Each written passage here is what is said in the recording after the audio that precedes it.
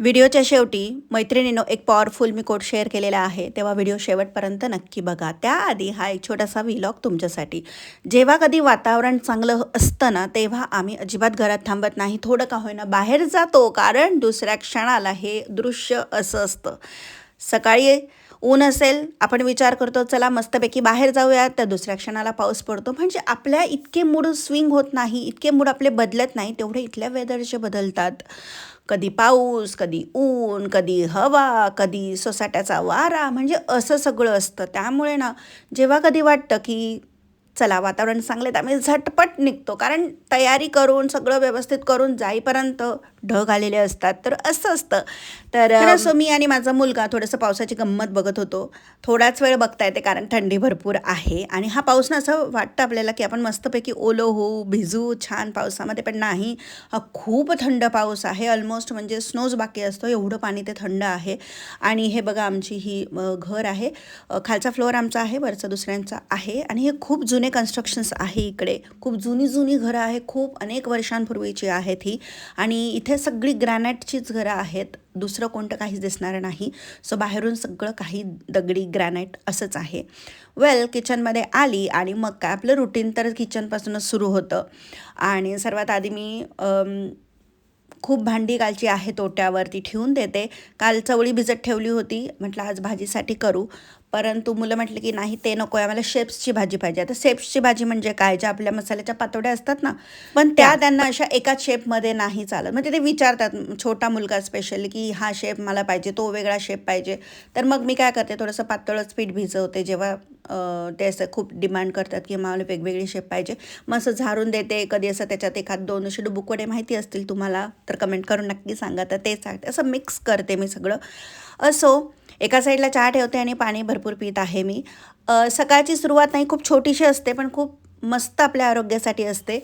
आज मी थोडा लवकर चहा पित आहे, कारण थोडंसं पावसाचं खूप असं पाऊसच आहे ना, त्याच्यामुळे प्यावंसं वाटत आहे. पण त्याआधी भरपूर पाणी पिलेलं आहे.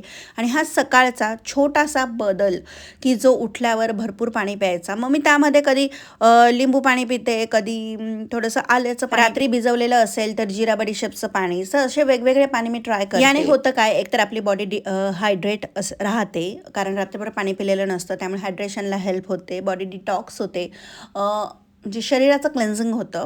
तर असं जे आपल्याला सूट होतं ते वेगवेगळ्या पद्धतीने आपण स्वतः म्हणजे अप्लाय करायचं.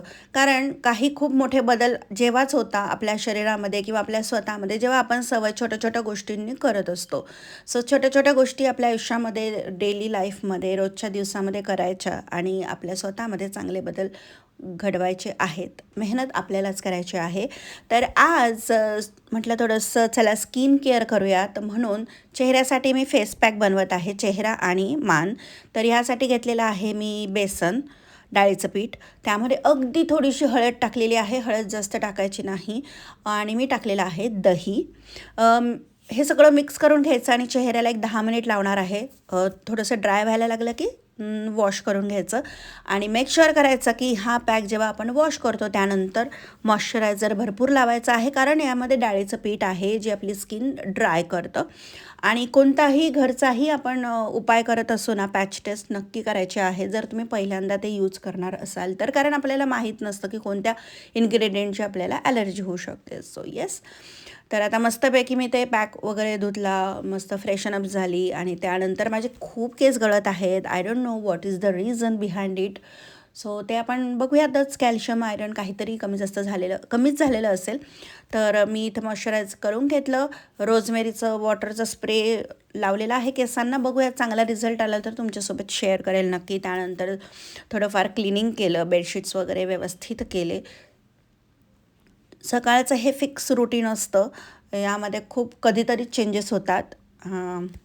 आणि अजून एक गोष्ट असते ती म्हणजे व्यायाम. तो काही मी आज या व्हिडिओमध्ये दाखवलेला नाही. जर तुम्हाला माझा व्यायामाचा काही व्हिडिओ बघायचा असेल तर नक्की कमेंट करून सांगा, मी तुमच्यासोबत शेअर करेल. आता वळूयात लंचकडे. लंचमध्ये मस्तपैकी ती मसाल्याची भाजी बनवणार आहे. त्यासाठी हा कांदा, लसूण आणि आलं याचा मसाला करून ती भाजी परतून त्याचं करायचा आहे. आणि हे जे दाखवलं होतं ते मला स्वीट पटॅटो होतं त्याचं मी नाश्त्यासाठी खात होते. व्हिडिओच्या सुरुवातीला मी जसं सांगितलं की तुम्हाला एक मोटिवेशन कोट सांगणार आहे.